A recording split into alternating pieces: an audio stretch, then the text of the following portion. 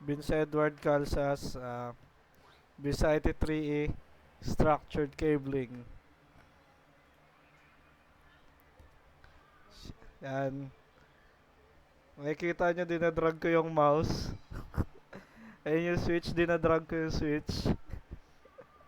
And drag natin sa, connect natin sa router yan. Connect lang natin. Oops, nag-error, wait lang, ayusin lang natin. Lagyan natin straight through. Tapos, yan, connect lang natin.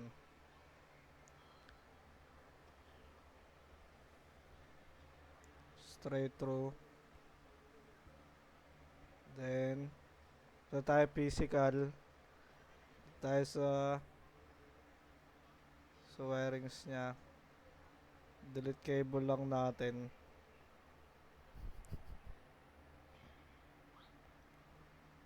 Yan, lagay lang natin. Tapos X. Logic, punta tayo sa logical. Connect din ulit natin sa router.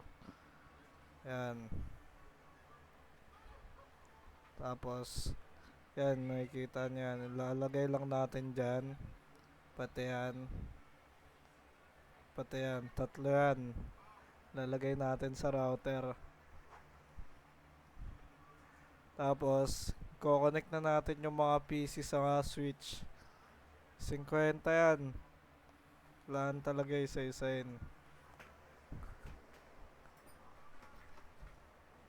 Yan. Take time lang talaga sa pag-connect dyan. Hirapan nga ako eh. Yan. Fast forward natin kasi maraming ko-connect yun eh. Tapos, ayan, makikita nyo, ayan, na-connect na natin lahat, tapos tignan natin sa physical, yan, spider web, tapos desktop, lagay lang natin IP address isa-isa, isa-isa rin yan, sa 50 PC, 50 PC na yan, ayan, papakita natin.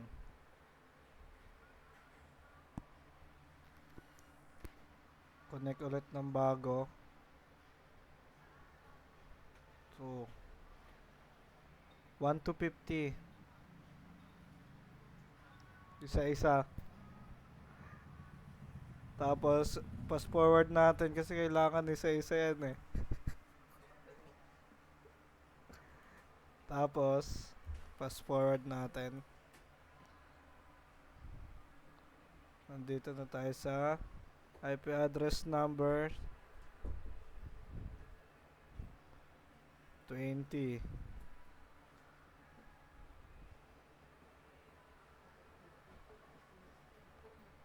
Ayan, fast forward natin. IP address number 33. Fast forward. Madali lang naman guys eh. Kailangan nyo, mahihirapan lang kayo sa paglagay ng PC at saka pag-set ng IP address. Yan, IP address 39 na tayo. Tapos, ganun ulit. Ano lang, same procedure lang. Yan. IP address number 40 na tayo. Ayan, 48.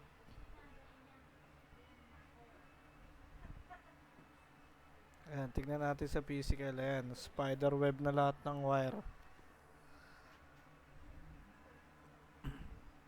Tapos magana na tayo. Ayan. Makikita nyo nakakonect na lahat ng PC dyan. Bale magpapasa na tayo ng message. Ayan. Kailangan kasi natin magpasa ng message para malaman natin kung gumagana lahat eh. Pero gagana yan lahat kasi iba-iba naman na IP address. Tsaka magaling naman ako gumawa eh. Tapos simulation.